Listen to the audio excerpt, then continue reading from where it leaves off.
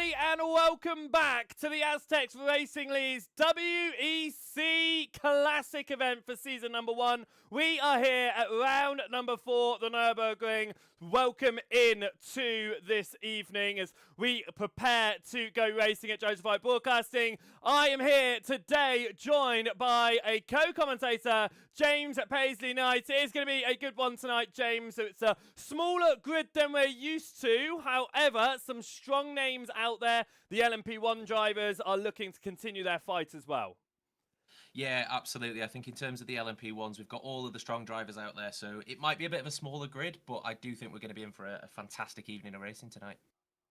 And a championship that is going to be halfway completed at the end of this evening as well. As we've completed 3 rounds already, we went across to Silverstone on the 28th of February to kick this one all off, and it was a very easy win in the end for Quinten Verdonk at that one in your LMP1 field. We then went across to Spa-Francorchamps. Issues, if we remember, for Tony Dibden. He could have got a podium, but he fell down the order with a penalty that set him back an entire lap last week out at Le Mans. We could have had what would have been an excellent fight in your GTE field.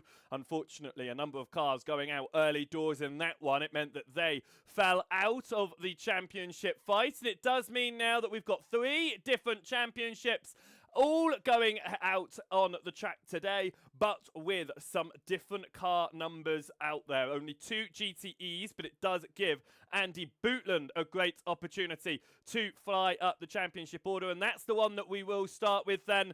It is Philip Beresville who sits at the top of that one with 100 points out of the opening 3 rounds. And bearing in mind, in your first 3 races so far, you have had an opportunity to score 165 points. It's showing that it's not going to be a runaway championship.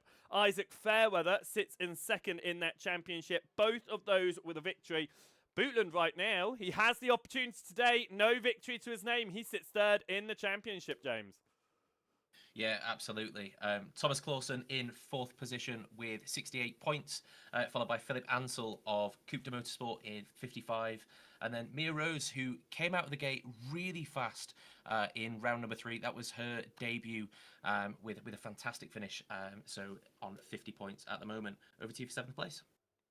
Indeed, it was Callan Shepherd then in 7th position right now, 40 points to his name, and Mauricio Marquez Ramos, who is our other GTE driver, he'll be looking to get a strong amount of points. I mean, 55 points on offer. He could find himself all the way up inside the top 4 at the end of this one. He's got the same points right now as Kyle Graham, and they are the last of our drivers with points in your GTE championship heading into the 4th round of competition. So I'll hand it over to you for the LMP2 championship. Thank you very much. Yeah, Charlie Devlin on 110 points is your leader of the LMP2 class at the moment, followed by Luca Gray, who's one of our independent drivers, just 10 points back. Riley Pogue in 3rd position for LS Racing with 80 points. Ryan Stringer in 4th position with 74 points, followed by Aspen Martin in Prismatic Motorsports. Had a bit of contact at the Le Mans race earlier on in the season.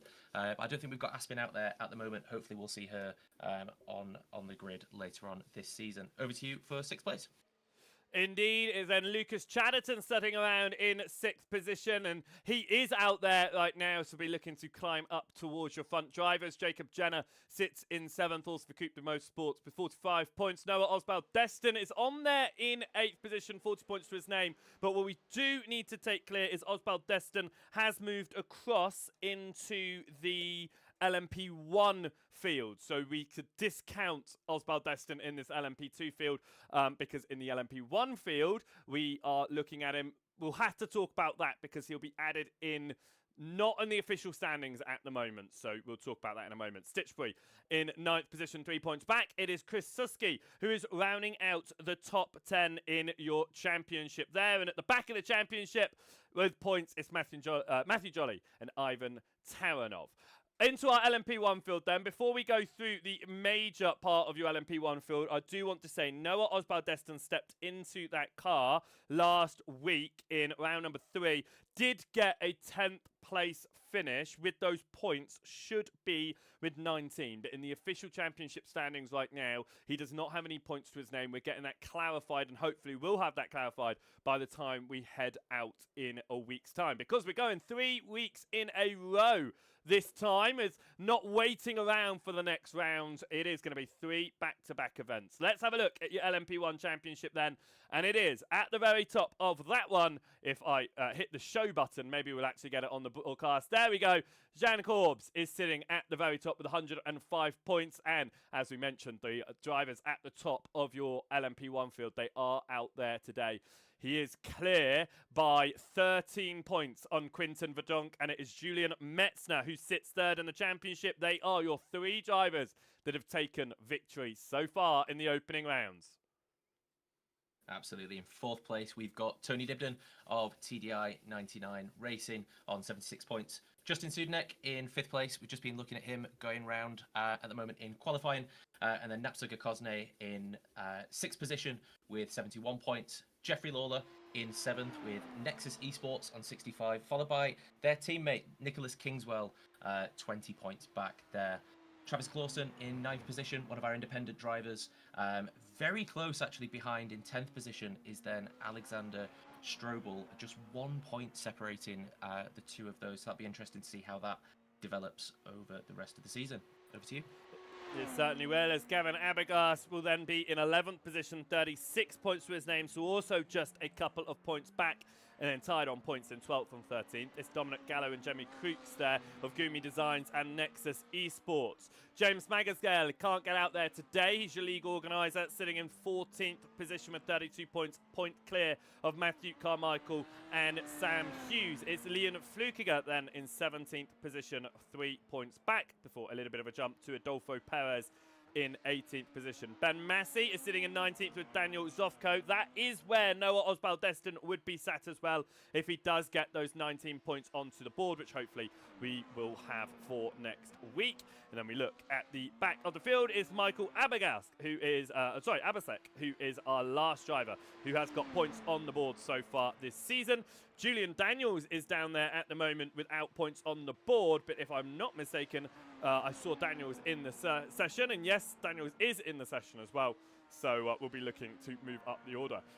With that being said then, we've looked at the calendar, we've looked at the standings, and now we are going to look across to qualifying, which is coming up towards a close here. A lot of drivers on their final laps of asking around the Nurburgring circuit, but some of them are yet to get their first laps on the board, and one of those is Ben Massey of the Iron Knox Motorsports, just heading around slowly on an outlap here. And in fact, once Massey gets up towards the timing line, we will have a ride on board of a lap of the Nürburgring circuit, because it is one that has not been seen on the Formula 1 calendar for a while, but it is still known in many hearts as a brilliant racing track, of course, next to the Nordschleife. You can do the combined layout. Not tonight, though. It is just going to be the GP loop. Not running the tight chicane. We're going to do the fast chicane, which I think a lot of these drivers are going to be appreciating a lot. We're going to have a look at Ben Massey as he heads up towards the final chicane, and when we get onto a lap, we'll ride on board and see what he is able to do. Of course, these LMP1s have that hybrid system that they need to play around with. It's something that I've never been able to get to grips myself. Let's see if Massey is able to do that. We'll ride on board, and I'll take it over to you, James, to talk us through this lap. Yeah, absolutely. This track is one of the greatest challenges, I think, in all of endurance racing, particularly in multi-class. So we're going to fly down into turn one now. It's a heavy braking zone into a tight right-hander. Now, you'll see here on the right-hand side, the track falls away really significantly. The back end's really squiggling around there, really struggling for traction as we see Ben Massey coming out of turn two into the Mercedes AMG arena here.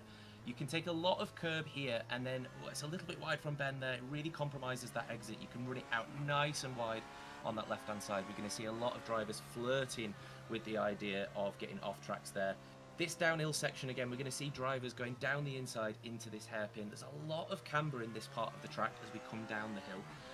It's really it's quite a weird part of the track where you feel like you have to slow down a lot more than you actually can. Here again, we can see into this right-hand hairpin, real positive camber, and use as much of that curve as it possibly can.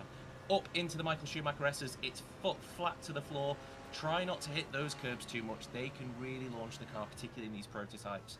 And then slamming onto the brakes for the final of the slower chicanes. This exit onto this right-hand corner is absolutely crucial.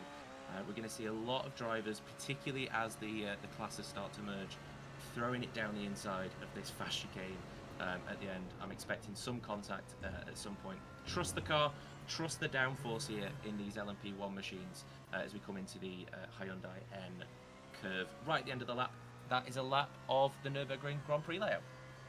And for Ben Massey, it is going to be a time on the board of 36.978. It is good enough for 6th position in that one right now. Very slow in comparison to the other drivers out there. And while we were watching Massey, there was exchanging of positions as Metzner went back to pole. Is Corbs going to be able to knock him off of that top spot as he comes across the timing line? It will not be good enough on the final lap of asking for Corbs.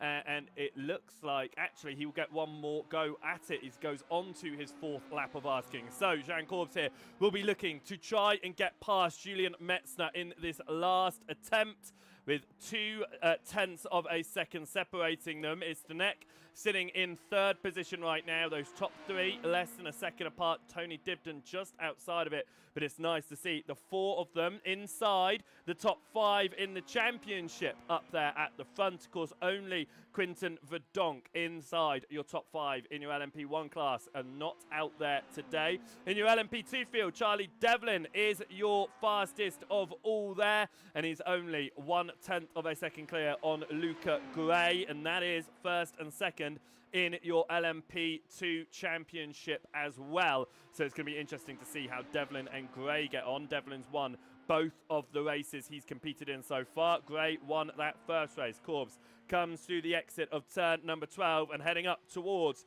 the Vidal chicane, and towards the end of the lap, is he going to be able to improve on this final attempt to get past Julian Metzner? He took the last lap to recharge his car. He comes through the final turn and up towards the timing line. Can it be an improvement over his 31.423 he's done before? It is a 30.8. It is enough to place him onto pole position, almost 0.4 clear of Julian Metzner. That is exactly what the championship leader would have wanted out of this one.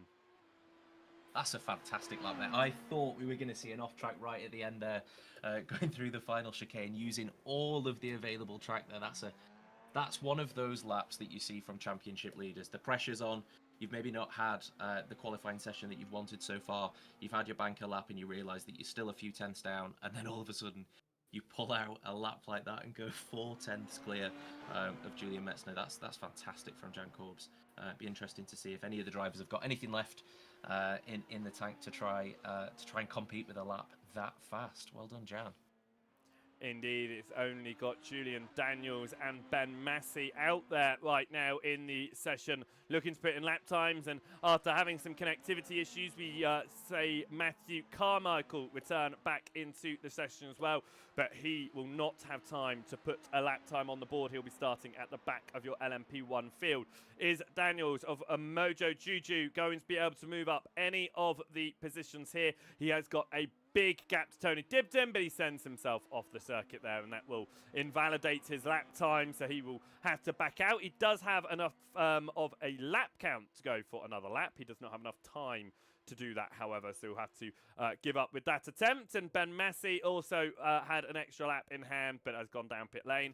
And with that being said, here at the Nurburgring circuit, we've had all of our drivers complete the laps that they can, and we are going to see the checkered flag fly in just a few moments' time, as we will get our qualifying order. But it is pole position for Jan Corbs, championship leader in your LMP1 field. Pole position for Charlie Devlin, championship leader in your LMP2 field. And it's pole position for Andy Bootland, whose best result so far was a second place back at Spa. He got third last time out at Le Mans. Can he go to that top spot? He's only got to beat Marcos Ramos to get there. Qualifying is done and dusted, and we will talk you through your grid once they get into the race session. As they get onto the grid here, we'll have a little bit of a look at how they are going to start this one up. It is going to be your LMP1 field and Jean Corbs starting from the very front of your field. Julian Metzner will be starting alongside him as they will fight it out for the championship. Justin Sneck in third position, of course. Corbs and Metzner, they're written as independent, but we do know a little bit behind the scenes that they do work together in the same team. So even though they're not out there in the same team, they very much know each other very well. Justin Sneck sits in third position. Tony Dibden will start this one in fourth ahead of Julian Daniels. Dominic Gallo will be starting in sixth position, and at the rear of your LMP1 field will be Ben Massey. Do you want to talk us through our LMP2 grid here? If I just adjust this a little bit, here we go. Talk us through our LMP2 grid. Absolutely. Charlie Devlin is starting on pole position with a 142.5, just a 10 separating him and Luca Gray, who rounds out the front row of the grid. Ewan Stitchbury in third position for Aura Motorsport Cymru, and Ryan Stringer will start alongside him. And then at the back, we have Lucas Chatterton for SM Corsa Racing. And then in our GTE field, it'll be Andy Bootland starting on pole position. 4 tenths clear in the end in qualifying over Mauricio Marquez Ramos. What we will have, though, is Matthew Carmichael. He will be starting at the rear end of the field as well, at the back of that LMP1 field. So even though he wasn't on our grid there, he will be gridded up. Just no time on the board. Right then, 90 minutes is going to go on to our timing sheets as they will prepare to get themselves through the Hetzenbecks-Bogen at the back end of the track, turn number 13.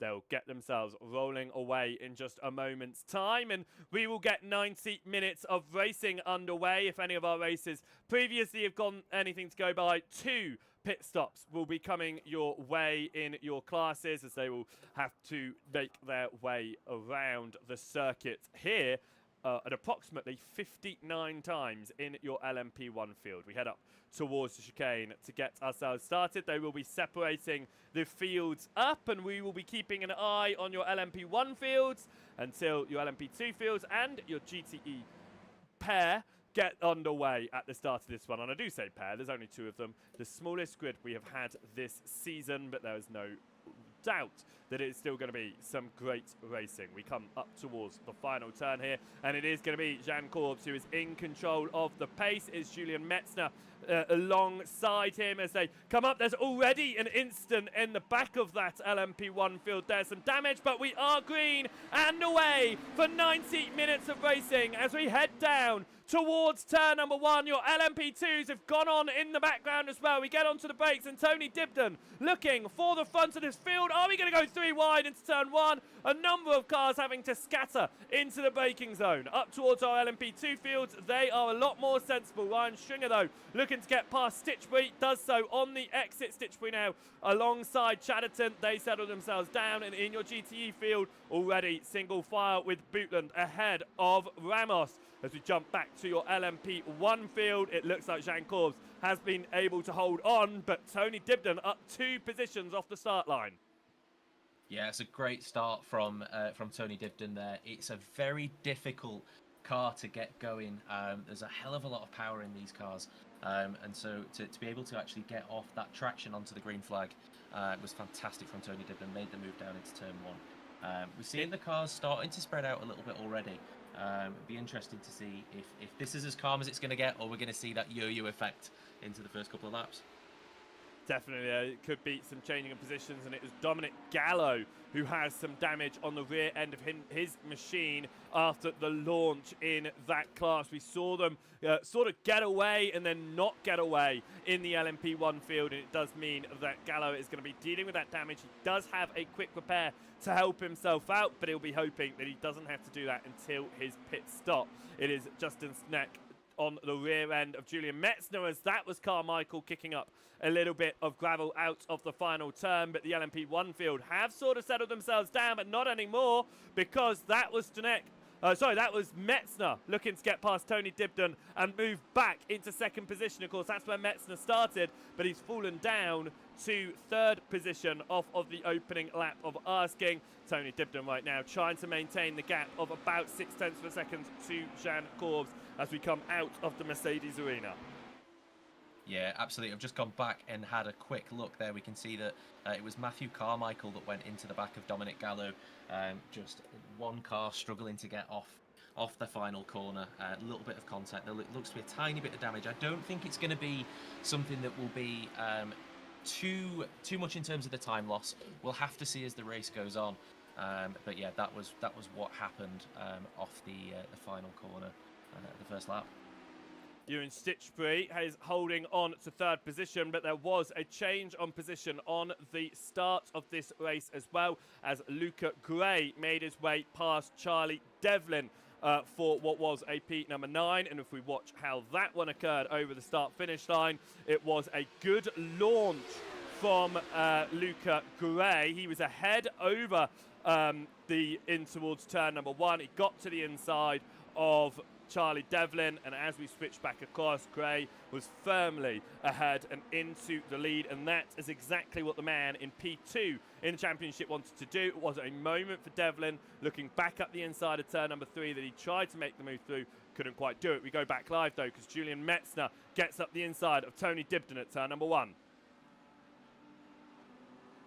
And that was a move that we will have another look at just here as we go up towards turn number 1. It was a little bit of extra power there from Metzner. We know these hybrids. We've seen the drivers move forward, move backwards, move up and down. And in this case, Metzner having the power along the timing line there, was able to duck it to the inside. Julian Metzner up into second position, which is where he started. Dibden started 4th, holds on to 3rd position right now, and then Stanek, who is only 0.4 of a second back, is looking to keep this fight at the front interesting, as we do have fights for your lead in all 3 classes, because even though there are only 2 GTEs in this race, Andy Bootland and Mauricio Marquez Ramos in your opening 3 laps of asking have been able to keep within half a second of each other, and this could be Marquez Ramos's chance to take a victory, preventing Bootland from what he's been so close, a 2nd or 3rd position. Is he going to miss out today when there's only 2 of them? He'll be hoping not. Back to your LMP1 field fight. It is Corbs ahead of Metzner, ahead of Dibden ahead of Stanek. The 4 drivers will be looking to see what they can do. They are thinking in the long run as well. Is Dibden going to have that extra power this lap that Metzner had last lap? Of course, the way that these cars work in qualifying, you basically do a push lap, a recovery lap, and another push lap.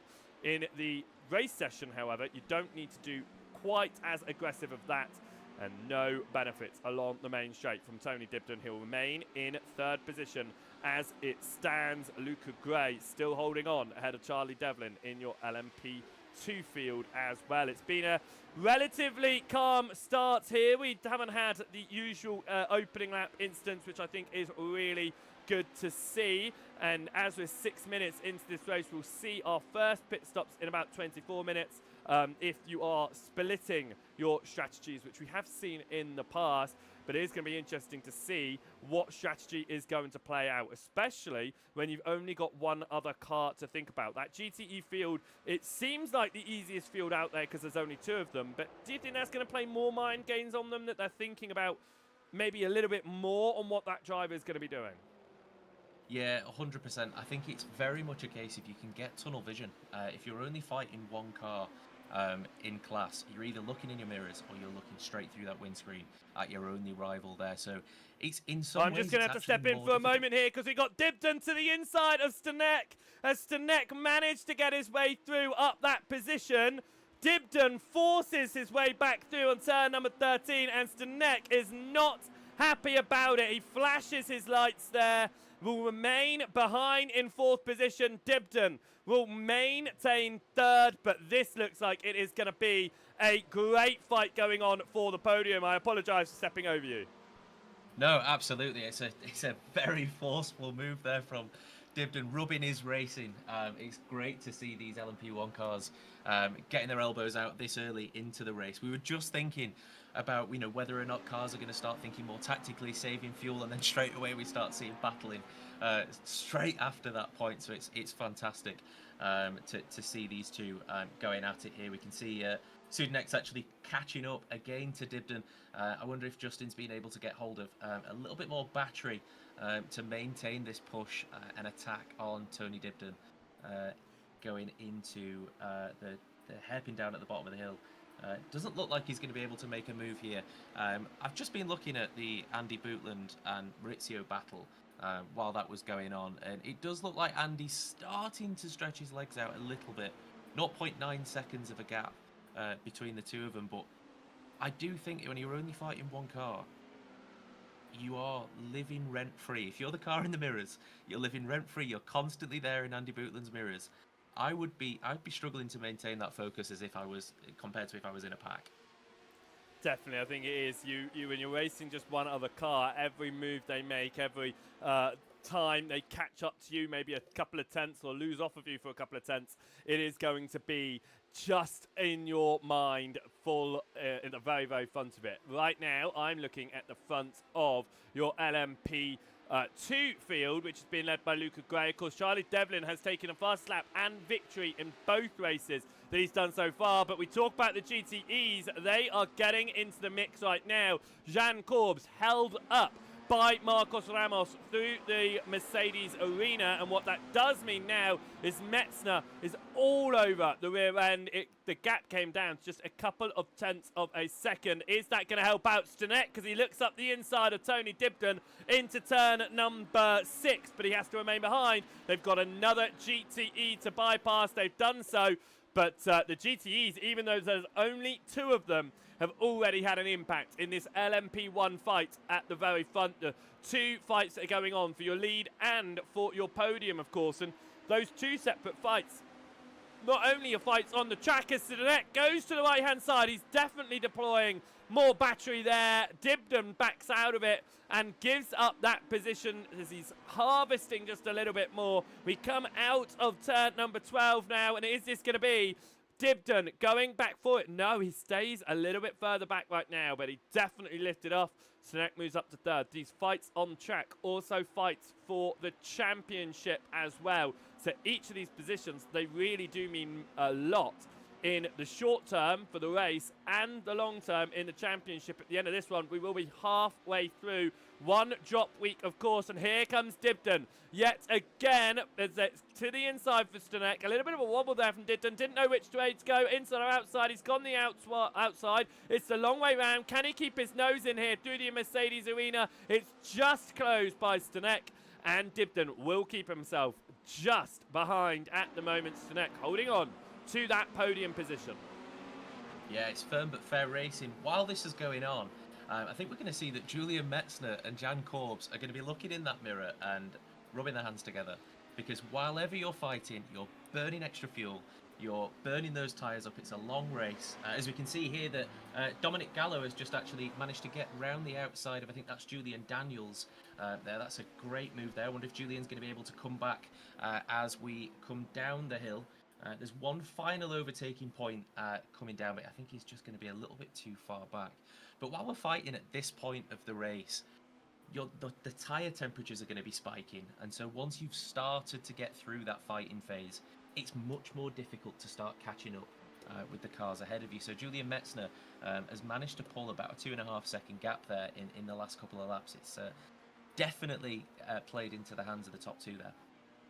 It certainly has, and as we watch that fight, remember that Dominic Gallo was the driver that got the damage on the opening lap of Asking. He was rear-ended in the bottom by Matthew Carmichael. Carmichael is 5 seconds up the road from Gallo here. These drivers have dropped off of the leaders, of course, but even Carmichael didn't get a lap time in qualifying, had to start at the back of the LMP1 field. He is up right now, up into 5th, and that'll be a great result for Carmichael as well, because he's finished 9th position back in Spa, so only 22 points on the board for him. This would be a great amount of points for him. And as we were talking before, wondering who Seal was in the Discord, I figured it out now because Matthew Carmichael racing under Seal Racing. That makes a lot of sense as we watch the number 6 machine navigating this circuit. And whilst the LMP1s have been fighting, Charlie Devlin has not given up time to Luca Gray here.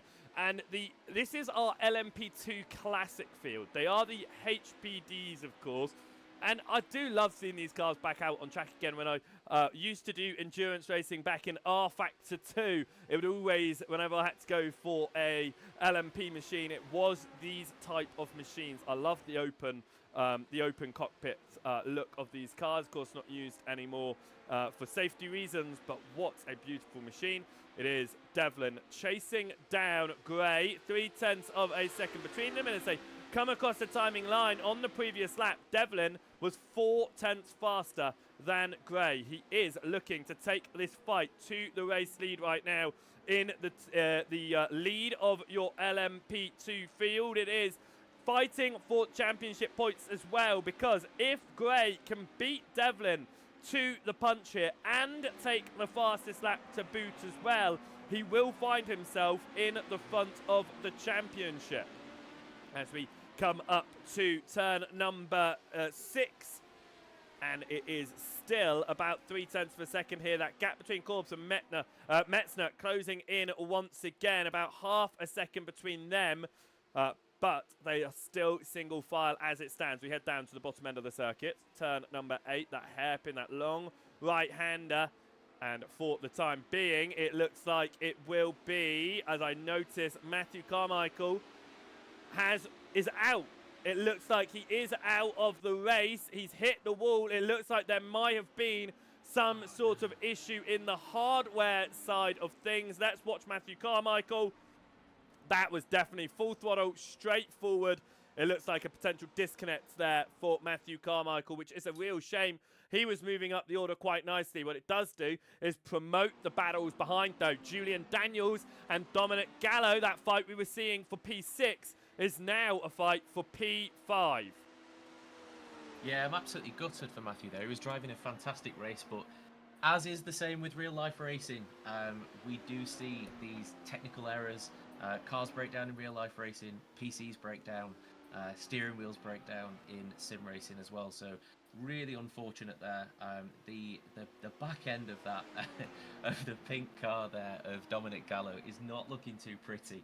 But we can see here that Julian is catching up. Oh, he's gone wide. He's gone straight into the grass there from Julian. I wonder if he's just been caught napping there and just not seen his brake marker. Is he getting closer to cars like that? Yeah, the back end has really stepped out and straight across the grass. He's done very well to collect that. It's so easy, particularly with how high the curbs are around the Vidal chicane, to not lose the car completely there. Definitely. The fact that he was able to keep it on track as well. It was a little bit of a kick up on the grass. He ran over that higher curbing on the outside of the corner. But he did manage to keep it on track, which is surprising in itself. And he's only lost about a second to Dominic Gallo.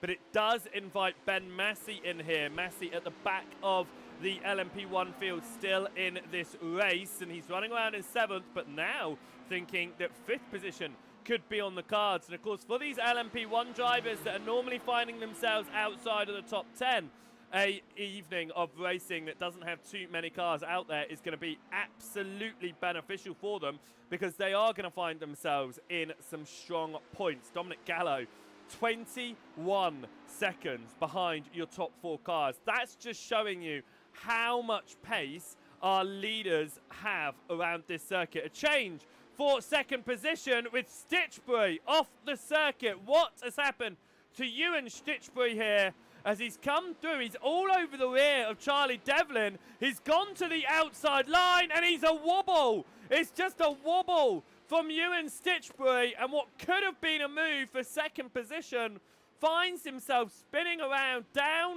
to 4th place now as Ryan Stringer gets onto the podium. A real shame for Stitchbury there, because he's running around in 8th position in the championship. He got 3rd position last week in his first race of the season. He was on for a third position here. Could have moved up to second. He finds himself around though, and now has it all to do. What we do know from these LMP2 fields though, if you do have an early mistake, just keep at it, because you have a great opportunity to find your way past other drivers as they have issues, especially in the pit stop stages. We've seen penalties, we've seen tyre changes when other drivers haven't changed tyres, we've seen too much fuel, we've seen not enough fuel. It is all about the strategy in the long races like this. That spin is going to have put Stitchbury on the back foot, but he is not out of this fight by any means. Absolutely. Consistency is key for the rest of this race now for Stitchbury. You've had the mistake. The key thing now is to get that out of your mind, hit those apexes one at a time and see what happens. Let others make their own mistakes. Let them run their race. As we can see here that the leaders are coming up to the leader of the GTE field. This is to the outside though, Metzner. To the outside of Jean Corbs. It was almost an overtake there as they were getting past the GTE, but Corbs gets that inside a little bit tighter, and it means that he's able to hold on to the lead. But that could have been a move for the lead of this race. It ended up being just a move past the GTEs. But look how close we were to the side on the outside there for Metzner. It tells us that Metzner's not just going to hang back here. He's not just going to settle back behind Jean Corbs and think, I'm just going to have this second position. He is looking at a potential win in this one. Of course, Corbs winning last week. He got a third position back in the opening round. He got a second position in round two. He's always had strong finishes, whereas if we look at Metzner's results, it was fourth position back at Silverstone. It was then a win at round number two. He wasn't here last week at Le Mans, so it is, well, last time out, I should say, at Le Mans. So it is getting back behind the wheel again and looking for a potential second win of the season. No repeat winners inside the LMP1 field at the moment. It looks like we will get that today in either Corbs or Metzner. And at the moment, it's swinging the way of Jean Corbs. Ewan Stitchbury, we talked about him earlier, he's out of this race. Yeah, that's right. That's really unfortunate for Ewan. I don't think it was a case of race over for him. If he'd have been able to stick out there, like we said earlier, these LMP2 cars really offer up a lot of drama through 2 hours of racing, or 90 minutes of racing as we've got tonight. But yeah, unfortunate for Ewan. It's a very easy mistake to make. We saw just before that it happening to Julian Daniels, where you hit the wrong part of the curb at the Viadel chicane and it can all go wrong. Where Julian was able to actually collect it. Ewan went round, but it didn't look like there was too much damage. Maybe a bit to the floor of that LMP2 car. Devlin down pit lane. Charlie Devlin has come down pit lane. That is early. There is damage on the front end of Charlie Devlin here. There could be potentially issues for Devlin that has caused him to come down pit lane in all of this. But he has decided to pit, and that is early. It looks like he has got damage. Has he had that damage for a while, though? We'll go back a couple of laps here, and he has had that damage for a while. It is out already. That damage is repaired. Do you know what? I think Devlin picked up that damage. We saw that Stitchbury was gaining on him. Then Stringer was gaining on him. Was he perhaps just thinking, this damage is too much, I've got to pit now? He has taken that fast repair. He's back out on track here. He's fourth position, so just off of a podium position as it stands. He is 20 seconds away from that.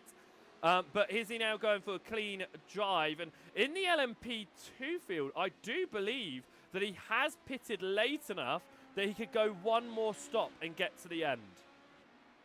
Yeah, interesting for Charlie. I was just looking just to see if there was any contact between him and Stitchbury a couple of laps ago. It doesn't look like there was any contact, if that was where it was. Yeah, I'm very curious to see why Devlin's decided to pit at this moment in time. It didn't look like he was in for long enough to have got full set of tyres or anything like that. So yeah, a curious part of the race for the first pit stop. I'd be interested to see how that all plays out, whether or not we see any of the other LMP2s taking that as an opportunity now to also get in the pits. Maybe a bit of mind games potentially as well might start coming into play, as we can see Tony Dibden up in 4th place, only a second away from Justin Sudenek now, so that gap has eked out a little bit. Tony's going to be hoping to close that down over the next few laps before we see the LMP1s into the pits. Indeed, I don't think that we would have seen any tyre changes. We don't see tyre changes very often in this series. However, what I am interested about is the fact that it didn't look like he was stationary enough to take a full tank of fuel either. So if he has pitted early, and as Tony Dibden throws himself off the circuit there on the exit of the Vidal chicane, he'll lose time over Justin Sudenek. It was just over driving through the chicane, and it looks like we may have Matthew Carmichael back in this one. We certainly do. I mean, he's rejoined the track. He does have a meatball flag here to serve, because obviously he disconnected in that massive accident we saw. It's still showing as a meatball flag for him with a fast pair. I think he might just have to do an additional lap here and get that car repaired because of the way that he towed to the pit lane. But it is nice to see that Carmichael is getting back out. Yes, he's 4 laps down, but it's not over until it's over. He's still got an hour and 7 minutes. Anything could happen in front of him. So he has decided to get back out. And that being said, I'll take back what I said. It looks like he's had another disconnect, which is a real shame for him. It was an attempt to get back in, but it's gone away. Oh, that's really disappointing. And I think what you can see there from Matthew is just the sheer determination we see in endurance racing, and this sort of multi-class racing is, you know, we look at Formula 1. If you're a lap down, race over, you may as well retire the car sometimes. But when it comes to this multi-class proper racing, I call it, this is my bread and butter. It's all about making the finish line. Can you bring that car, no matter what state it is in, can you bring it to see that checkered flag? So fair play to Matthew for getting the car out. It's really gutting to see that he's had more connection issues there, because drivers like that deserve to see the checkered flag, just like we're seeing Dominic Gallo here. Had that contact before they even saw the green flag, and he's out there in 5th place, hammering laps in, just keeping competitive. And with the way that we do run, of course, something that's slightly different to the real world racing. Once the drivers do get down pit lane, they can do one quick repair, which means that rear wing damage that he currently has on the back end of his car, when he does come down to stop, he can get it fixed. Now, that's going to be the question here. We'd mostly get 2-stop races. We've seen 2-stop races all season long in your LMP1 field, in all your fields, actually. But are we going to see an early pit stop from Gallo to get that wing repaired alongside a full pit stop? Or are we going to see potentially him run his normal strategy, wait until the very end of his tank of fuel in the first stint, and then come down pit lane and get it repaired? I mean, the damage doesn't seem to be hindering him. There's no way that this group, which is Gallo, Daniels and Massey, are going to catch up to your leading set of drivers. They are at 35 seconds up the road, so unless there is another penalty or crash between those guys, they aren't going to catch up there. 5th is what they're fighting for, and Gallo is not at a disadvantage here. He is looking and getting that pace, and again, we'll just reiterate, Matthew Carmichael, he's reconnected to the session here, so he is showing that pure determination that you get in these endurance races, these longer races. It's never over until it's over. And of course, if you finish 75% of the race laps, you will score points. So for Carmichael, his goal here is to get into 75% race distance, which around a circuit that is 59 laps. Here I go, top of my head, you're going to be looking at doing 45, yeah, 45 laps of racing in your LMP1 field will get you points. You can finish about 15 laps down from your race leader, still get points. So for Matthew Carmichael, who's about to fall 7 laps down, he still has opportunity here to take points for 8th position, which is a strong haul of points when you've only got a 9th position on the board so far. Yeah, it's all about taking advantage of these nights where you might see less drivers out there.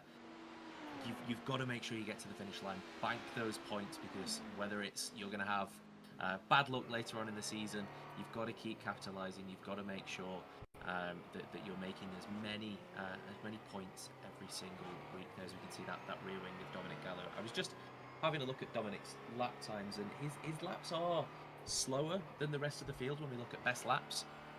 but it's not terrible. So I think if I'm Dominic, I'm not rushing into the pits here. I think sometimes it's very easy to see a bit of damage, especially when we've got fast repairs, to want to jump straight into the pits and get that repaired. But it's only looking like a couple of tenths a lap at the moment. So sticking to the strategy is probably the right idea here, as we can see this battle between first and second, Jan Korbs and Julian Metzner. Again, it's staying within a second. Julian's there. It's gonna be a real tight battle to the finish line. I think he's not leaving the rear view mirror of Jan Korbs over half an hour into the race now. Indeed, it's been incredibly close between these two as my connect. Do you know what? I move every now and again, and the microphone disconnects it. I'm not going to stop moving. I'm frozen, but we are continuing on here, and yeah, it's that fight at the moment between these two. It has stayed. You know, it's opened up. The maximum distance I've seen between the two drivers has been about 2 seconds, but then it closes in again every now and again as well. But we do have a look back at this LMP1 fight in that fight for fifth, because we talk about Gallo and Daniels. Of course, Ben Massey is not out of this fight either. He's only an extra 1.1 seconds back. He's definitely has the opportunity to get involved in that fight. You know, in that gap between Daniels and Gallo, actually the same as the gap between Daniels and Massey. So as it stands, this is looking really like it could be close. But talking about close, we return to the very front of your field, because that is now the LMP2s that are going to get into the mix here, and it is Julian Metzner on the rear end of Korbs. Korbs goes defensive to the inside. Metzner holding the outside line here, but it's too wide for him to go, and a bit like it was earlier on when they were getting past the GTEs, that wider line not working out in the LMP1 machines. Jan Korbs putting his car exactly where he needs to. He keeps himself now half a second clear once more of Julian Metzner, and as the rest of your LMP1 field continue around the lap. I mean, they're going to be lapped in this race. There is no doubt about that, because they're only just coming through the chicane. That was Gallo getting a little bit of grass kicking up there. But this is where your fights are right now. Your gaps between your GTE leaders, 10 seconds, almost 11 seconds between Boutland and Marcos Ramos. Is 11 seconds between Luca Gray and Ryan Stringer. Remember that Charlie Devlin has already done a pit stop here. And with that being said, he has absolutely sliced the gap between himself and Chatterton, which was about 12 seconds, if I remember correctly, when he came out of pit lane. It's 4 seconds now. So Devlin has got pace out there. It is still a very far way away from getting back onto the podium where he was before. He's going to need to gain about 23 seconds to get back onto second position where he was before he came down pit lane. But right now, he is showing a lot of pace out there. The LMP1 fields, or where the fights are. And that surprises me. I was talking to you, James, at the beginning, and I was like, the LMP2 field, that's where you want to watch, because that is where the fights are going to happen. But Korbs, Metzner, Stanek, Dibden, and then now Gallo, Daniels, Massey, they've just all said, actually, no, we'll make the LMP1 field the field that you need to watch on. It's been absolutely brilliant fighting from the fastest class. And I do say that's quite strange, because normally it's your slower classes that will get the wheel-to-wheel racing. Your LMP1s are going out there, though, and proving it doesn't just have to be the slow cars that can have race-long fights. Yeah, it's really great to see the LMP1s fighting like this. Oh, that's a move! Actually, there's going to be a move! To the inside there! And he holds it, and he gets it, but he gets onto the gravel, and he goes onto the grass! Julian Daniels tried to make the move past Dominic Gallo, and he overdrives the car, and Ben Massey moves up to 6th. That was a massive send, and it almost worked. Ambition over adhesion there from Julian Daniels. It looked like it was going to be a great move to get the car stopped and turned that quickly after making a move like that offline. You're asking too much of the tyres, too much of the car to get that downforce through such a tricky corner anyway, let alone trying to make the move there as we look at the replay of how this all started. In fact, that's a bit too far back there. We'll go. Yeah. We'll go. Here we go. There we go. Yeah, we can see. It does look like there was a bit of the GTE might have got in the way a little bit, as a really aggressive move down the inside there. you're so compromised going into the Vidal chicane and just clips that sausage curb, and you're a passenger at that point. Really well to keep the car actually in a straight line and get back onto the high on Diane curve in one piece. Very easy to eat the tyre barrier at that point. I would say as well that racing. he could have really made that work if it wasn't for that inside sort of. You say that sausage curb. I wouldn't say if it is a sausage curb in here, is it? Because it's not like that orange sleeping policeman you see otherwise. We ride on board with Ben Massey here, and you'll see that curbing on that outside there, that sort of that rounded point around the bollard. That just, it's a little bit higher than everywhere else, and it just caught it and it sent him off that circuit. I mean, without that there, he would have been into P number 5. That was a great move to the inside. He really risked it by diving to the inside line, but a great move, and it just wasn't meant to be. Throwing himself off the track, and now Julian Daniels at the rear of your LMP1 field, not out of the race by any doubts, not out of this fight either. 1.3 seconds back, and the pit stops, which should be coming up very, very shortly, might make this interesting. Do you know what? If they can hold on for another 17 minutes, we could see our first one stop of the season. I don't think that these LMP1s have enough in their fuel tanks to go that, but this is the circuit with the most amount of lifting. I mean, we've had Silverstone, Spa, and Le Mans. Very power-heavy circuits. You're on the throttle a lot. Here at Nurburgring, you're off the throttle so much more than those previous tracks. They could save fuel to make this a one-stop. Yeah, fuel saving is going to be huge here, actually. And I think if they hadn't have been fighting as ferociously at the start of the race, maybe they could have really eked it out to potentially a one-stop. We talked, as you said earlier, at the start of the broadcast, we thought it was going to be LMP2s that would provide the most drama, but it's been these LMP1 cars that have been fighting basically from the flag. So it'll be very interesting to see which of those cars has actually been able to... oh, we can see a move down the Vidal chicane there. Is that Ben Massey has just made the overtake? No, not quite. No, Ben Massey stays behind Dominic Gallo, but he certainly looked to try and make that move, and he's still all over the rear as well. They've got the LMP2s in front of them, and we've also got that fight for Chatterton and Devlin, and that is the fight you see there right now. It is Charlie Devlin trying to get past Chatterton, but that was Gallo wide at turn number 1 in the mix of the LMP2s. It is a collection of cars right now as they come up through the Mercedes arena. It is Ben Massey keeping it to the inside. That's Julian Daniels behind. Let's go through. They're going to split Lucas Chatterton, and now this is going to be Charlie Devlin trying to get involved in this one. To the outside, as that is Julian Daniels stuck behind. He just doesn't know where to go. Slightly wide there from Devlin. Chatterton stuck on the outside now. Chatterton is going to keep it there, though. And here comes Daniels to go through. And that is Charlie Devlin up onto the podium in your LMP2 field. But the fight for 5th position in your P1s continue. Lucas Chatterton will have been trying to simultaneously tuck his elbows in as the LMP1s flew either side of him, but also then get his elbows straight back out and try and fight against Charlie Devlin. It is an impossible task when you're one of those slower classes and you're already fighting for position, but you're well aware that you've got these much faster machines bearing down on you. It's very difficult to know where to place your car, particularly at a point in the track like the AMG Arena. He did a really good job there of keeping the car clean, keeping the front end clean. Yes, he's lost a place to Charlie Devlin there, but it could have been a whole lot worse for everybody as well. I think great driving all round. Ben Massey very nearly managed to take the position off Dominic Gallo through that position, but again, wanting consistency, wanting to make sure you keep the front of your car clean at this point in the race is probably the key to success longer term. But fantastic driving by everybody there. Certainly was, and the fact that we had 5 cars in the same piece of tarmac there and 2 different classes, and they were all fighting out for positions, and they just didn't come together, just shows you the level of skill that's required for that, and it was brilliant driving for them all.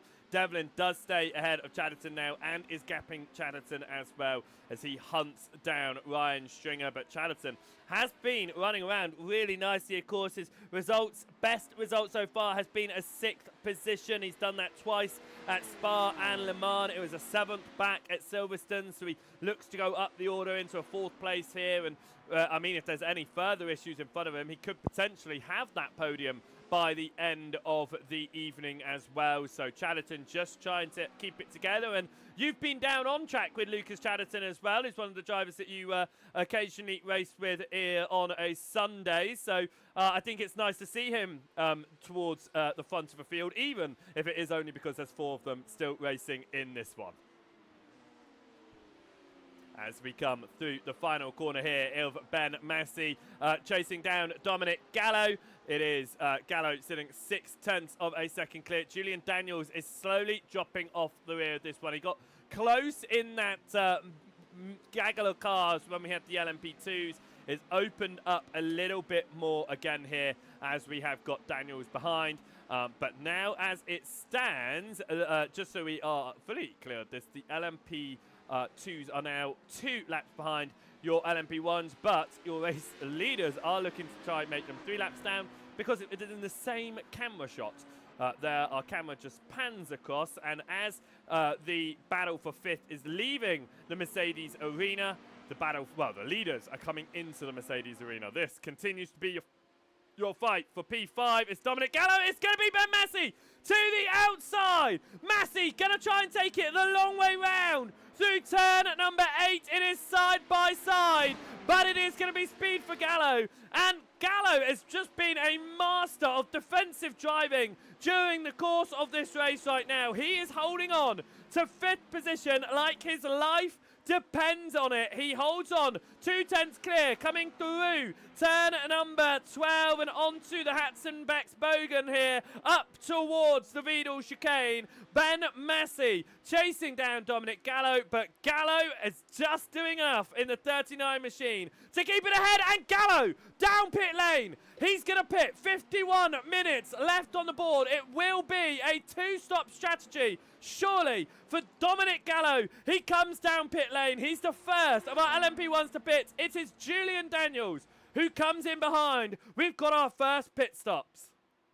Yeah, it's going to be interesting. It's going to be very, very much a case of doing a lot of fuel saving if Dominic Gallo is going to turn this into a one-stop.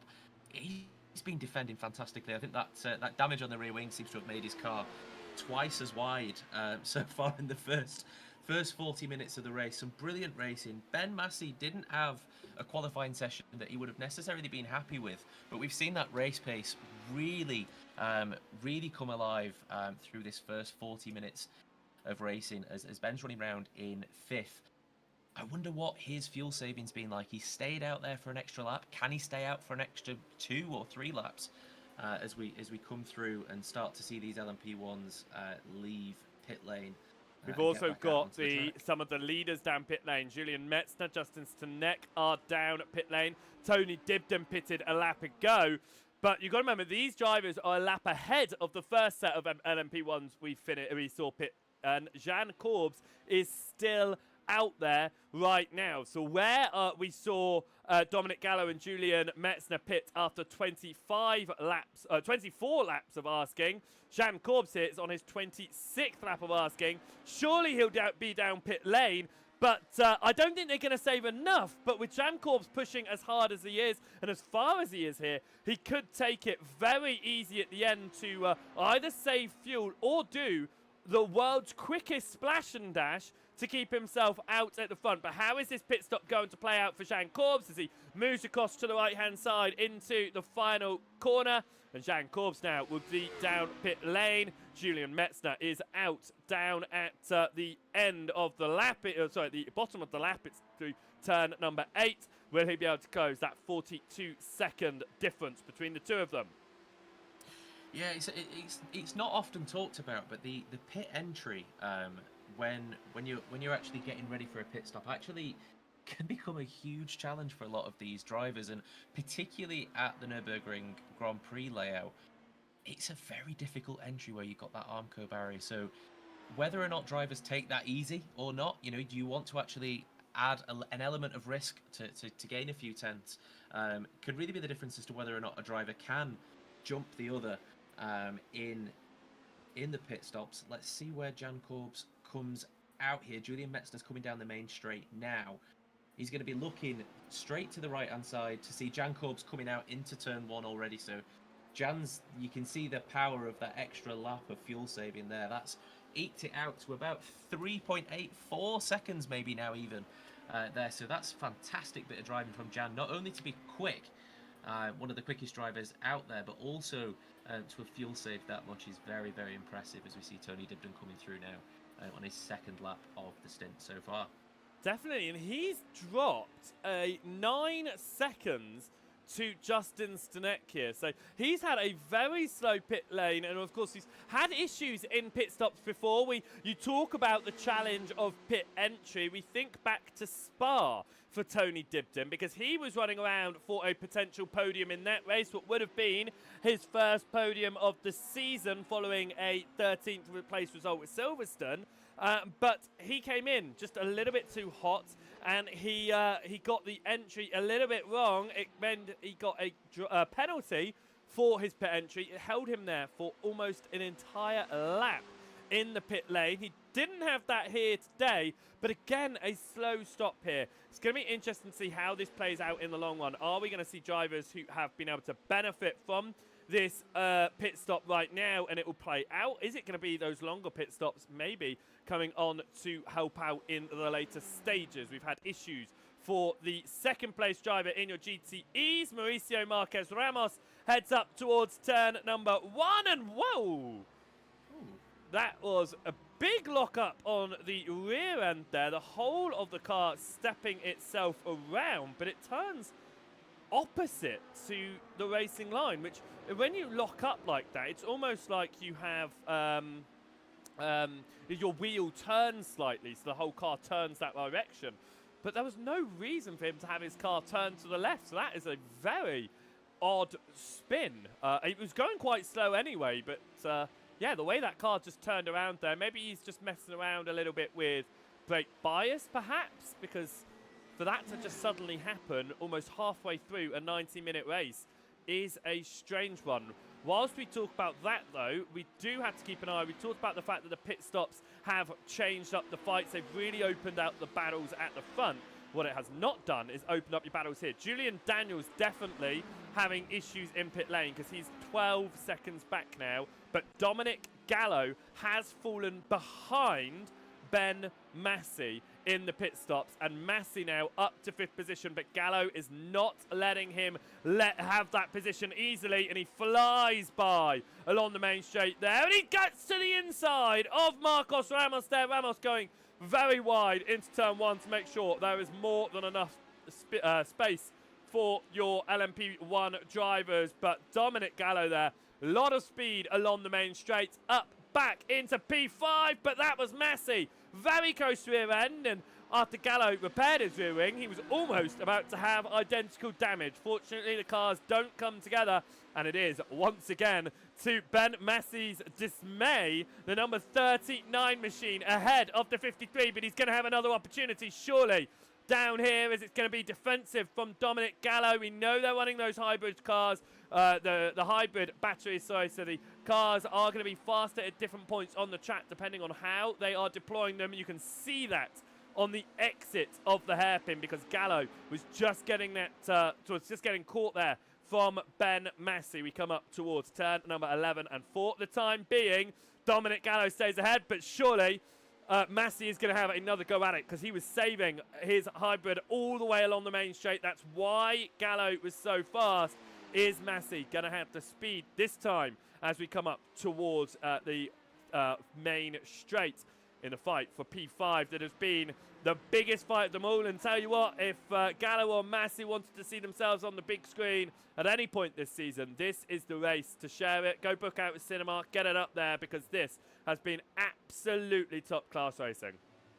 This has been fantastic. I was just about to say it's the first time we're going to see Dominic Gallo actually have a car that's fully intact, so we get to see his true race pace, and Ben Massey nearly made that rear wing into origami again, into the Mercedes AMG Arena. It got very, very tight, but again, we've seen some really clean racing overall. Just looking back at that Maurizio Marquez Ramos incident, I have never seen a car go to the left-hand side that violently at that corner. Be great to sort of hear from Maurizio after the race as to what happened there. Brake bias must be the explanation for that. I have never seen a car behave like that. As we can see, Charlie Devlin here in second position now. Yeah, that was Ryan Stringer, who's just come down pit lane on this lap, promoting Devlin to the front. But what that does tell you, Luca Gray still out there on this stint. Ryan Stringer has pitted this lap. Chatterton pitted only 4 laps ago. The LMP2s here can do a one-stop, as can your GTEs, because they're yet to pit. It'll just be your LMP1s that will be pushing it. But what that does mean is Charlie Devlin here is at a huge disadvantage. But look at the interval to Ryan Stringer. Surely 30 seconds is going to be a big enough interval here for Charlie Devlin to maintain a lead, second position perhaps. I don't think he's going to get past Luca Gray. Gray has just been running. Oh my word! Oh. That was really, really close there. Coming down pit lane for Charlie Devlin, and I believe that was, who was that going past there? It was for Stanek. That's your podium sitter of Justin Stanek there. Charlie Devlin does do his pit stop. Definitely not doing didn't do any fuel earlier. That has to be, he only pitted for damage, because now he's pitting for that. No, that was, sorry.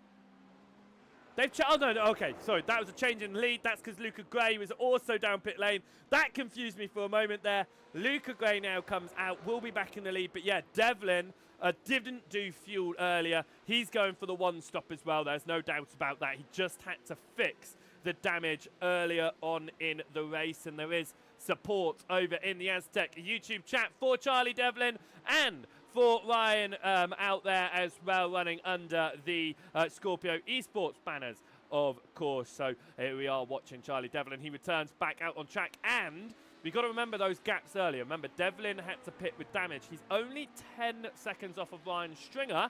Stringer is only 4 seconds off of Luca Gray here. Charlie Devlin, who had to pit for damage earlier on in this race, is 15 seconds away from getting back into the race lead. And I think if that doesn't tell you endurance racing is about sticking it out till the end, I don't know what will.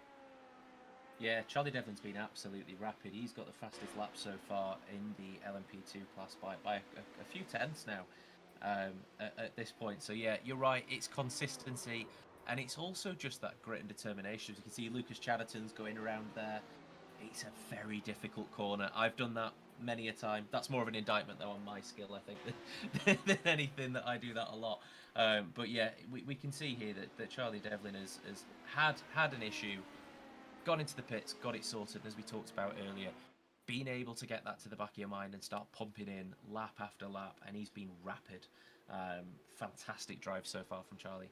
And don't forget, they'll get those extra bonus points on the board as well. And before we have a look at our live standings, we will try to get, I will try to get those, the bonus points on the board. So you might get a little bit of a throw up on the screen right now, as you occasionally do. No, it's going to go on a different screen, so you're all good to see. We'll look at getting the bonus points on the board as well for you guys, so you can see what the championship standing will be, because at the moment the 5 bonus points will be going the way of Charlie Devlin in that class for the fastest lap, as he is running fastest lap currently 0.2 of a second quicker than Luca Gray, as Chatterton's day just continues to go badly, as he obviously had that spin earlier on. He will now have to come down pit lane to serve a penalty, but it's still going to be a 4th place. Even if he's 3 laps behind, it's still a 4th place for Lucas Chatterton, which would be astronomical for his championship. As he comes down pit lane, he will serve that penalty. Yeah, it's all about making the most out of these smaller fields, and yeah, it's unfortunate for Lucas. He was running a really good race, and it just seems to have unravelled slightly for him in these last few laps. But But yeah, sticking out there.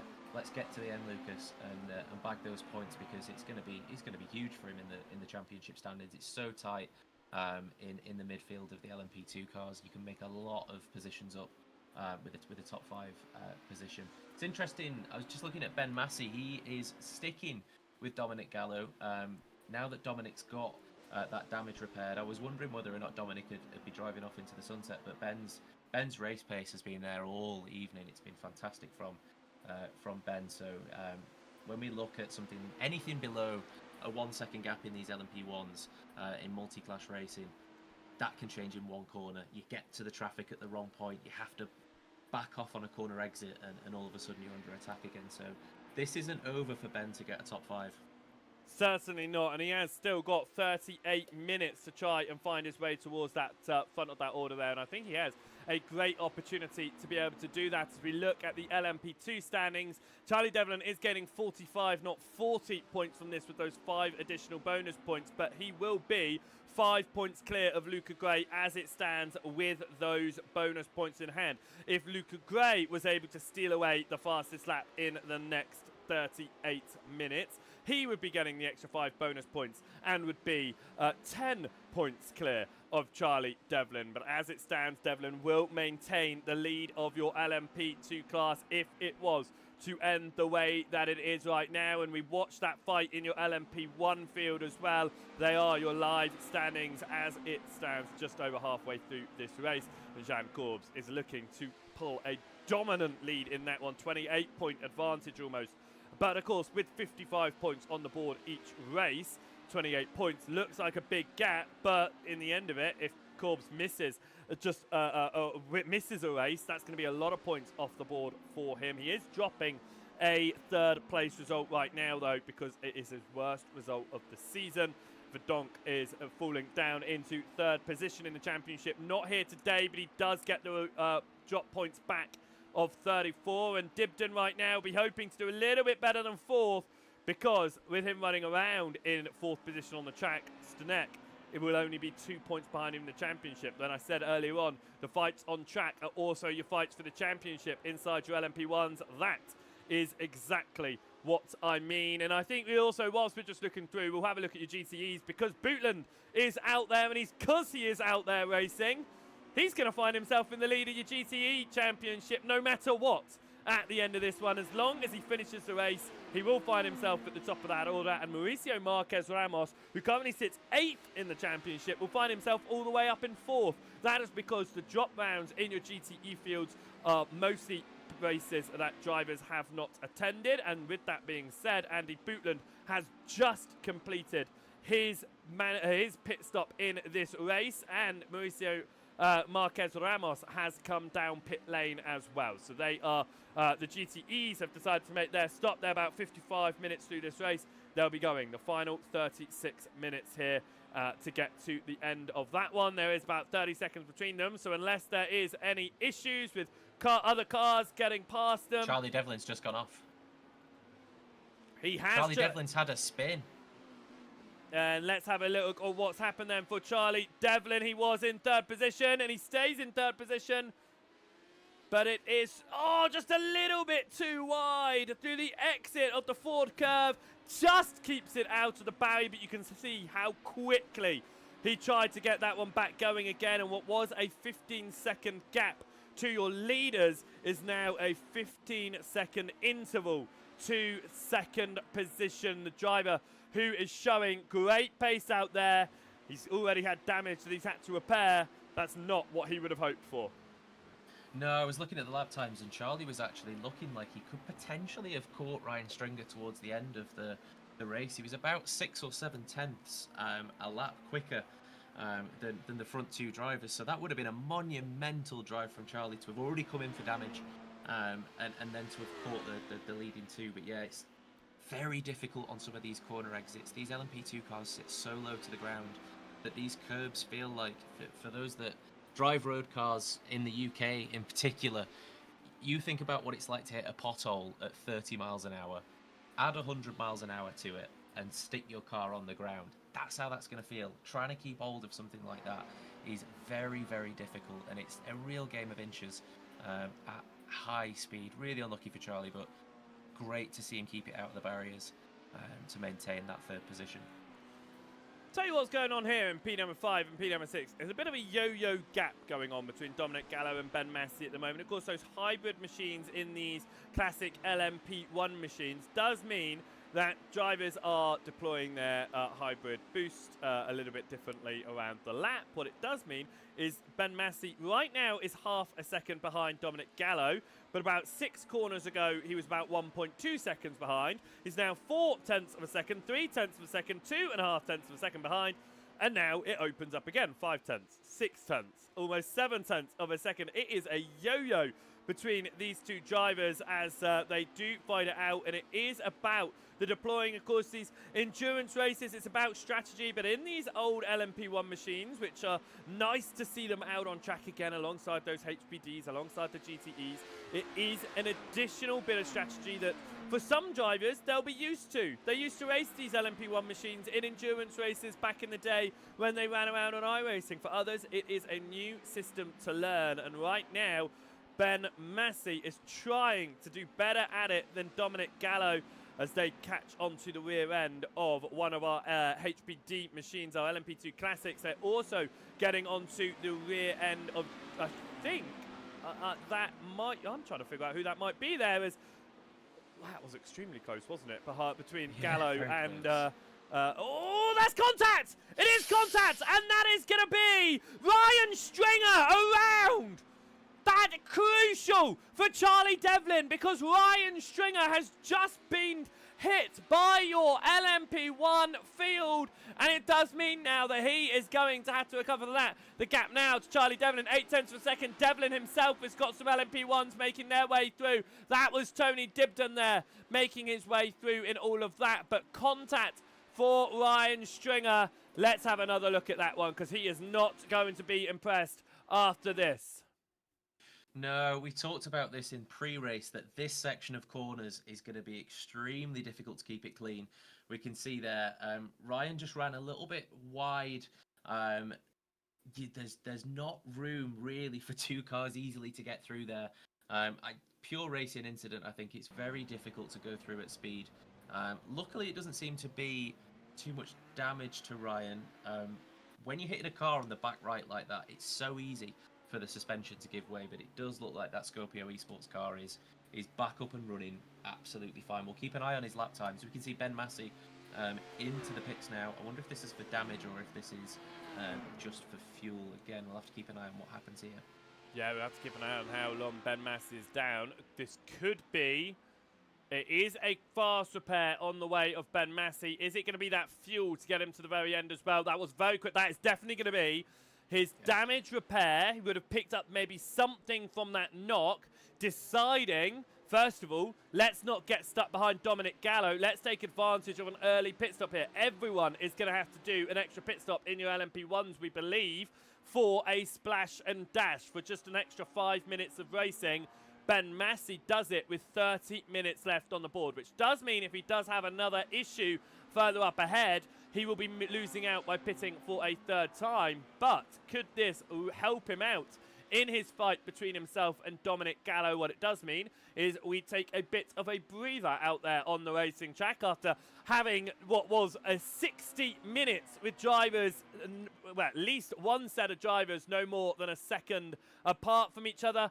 We settle ourselves down as we head into the final half an hour of the race, and it has been an action-packed race as well. And in fact, we will have a little bit of a review on some of our incidents in this race as we set 60 minutes in, because we have had a good one, of course. Early doors, we saw Ewan Stitchbury having issues. He was looking to try and make the move past Charlie Devlin, and that was the snap of oversteer that sent him around.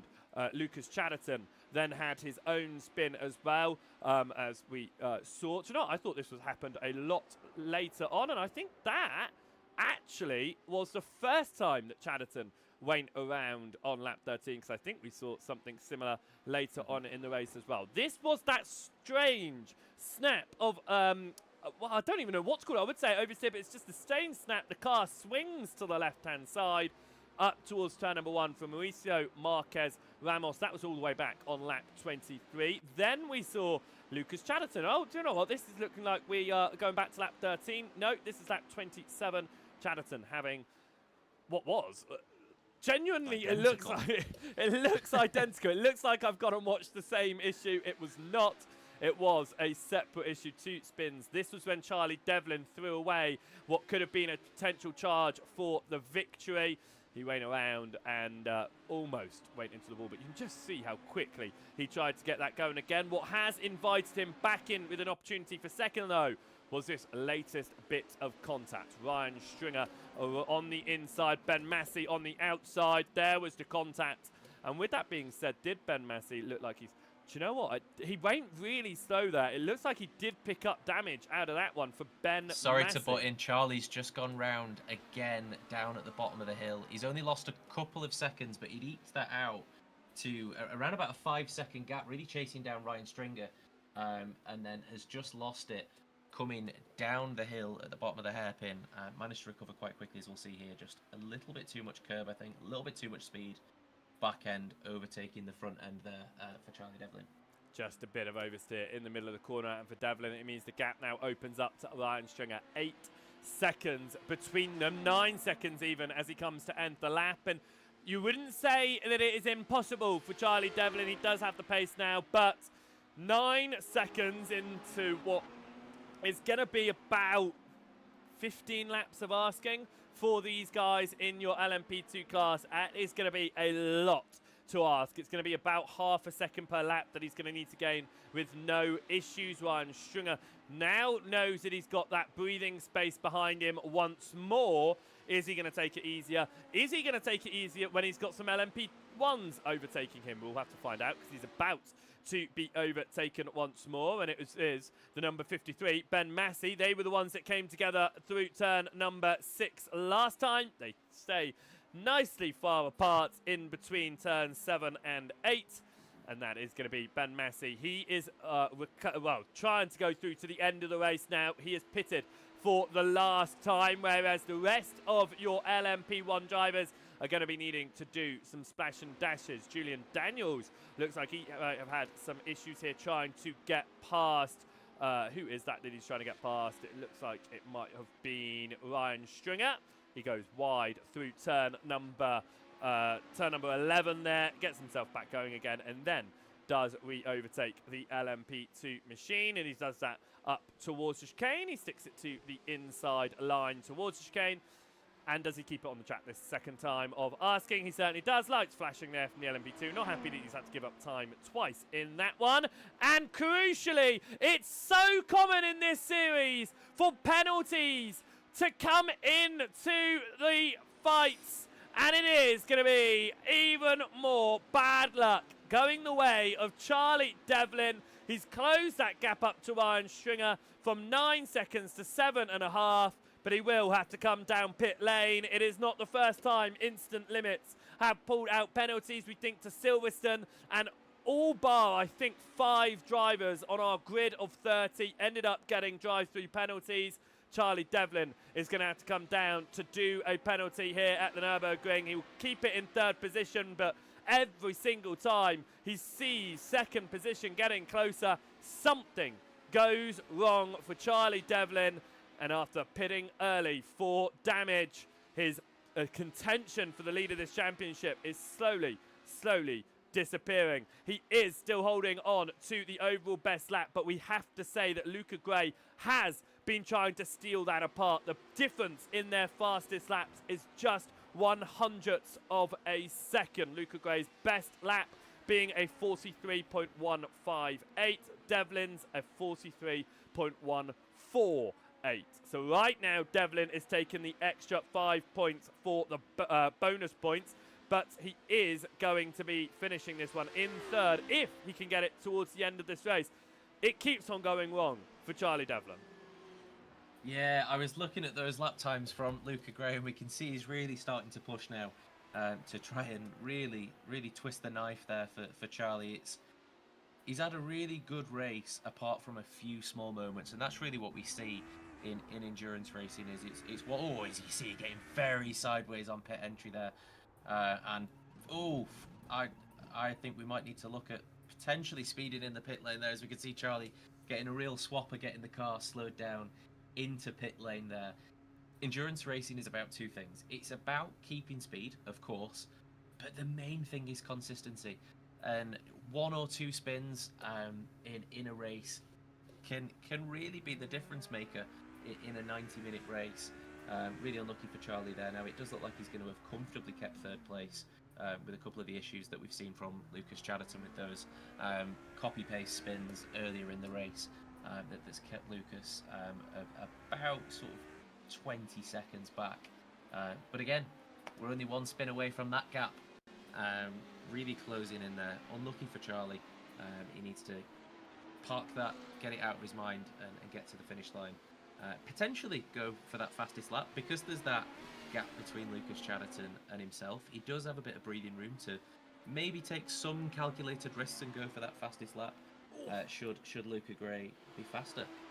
Big old wobble there coming out of turn number 7, though, almost collected by your LMP2 third place sitter of Justin Stanek in the number 5 machine. But yeah, he could pit again, put on a fresh set of tyres. I think there's enough gap between himself and Chatterton to be able to do that. You can see him having another little bit of a wobble there. Is that him trying to get his tyres back up to working temperature here, or is he just struggling to keep that car facing the right way? Of course, Devlin, he's gone for a win, a fastest lap in his first round of the season that he competed in at Spa. He went for a win and fastest lap last time out at Le Mans. The fastest lap is still going his way at the moment, only just ahead of Luca Gray. But the win is going to fall short for him today. And I think it's almost a step back into reality that this series is not going to be a dominant, definitive run for Charlie Devlin that will keep him all the way at the front and he'll run away with the championship points. It's showing that it is, just like individual races, the whole championship is an endurance. There are 8 rounds, only one of those are dropped, and for Devlin, he is dropping the result of finishing, not attending, Silverstone. However, if you look at Luca Gray is currently dropping a 2nd position finish. So if he does have a poor race or he misses a race, he's going to still get 45 points back onto the board. So there is a huge advantage the way of Luca Gray in this championship, even though Devlin is going to be leading it out of this one if he holds on to this 3rd position, which right now, I mean, he's 51 seconds clear. He should be able to.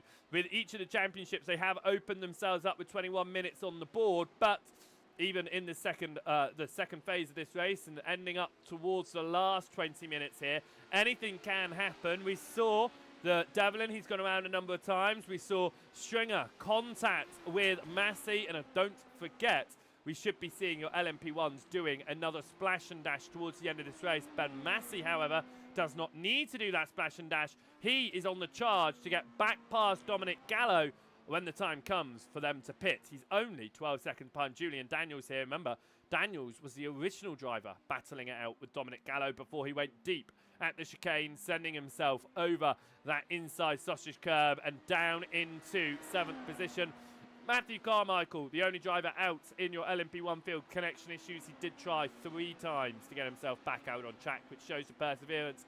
It was not to be, though, for the American. And Ewan Stitchbury went out early doors in your LMP2 field as well after trying to get past Charlie Devlin. He spun it at the final turn. He then came down pit lane. And I have to say, it was a very respectful way to end the race. He drove his car all the way down to pit lane. He even came all the way to his box.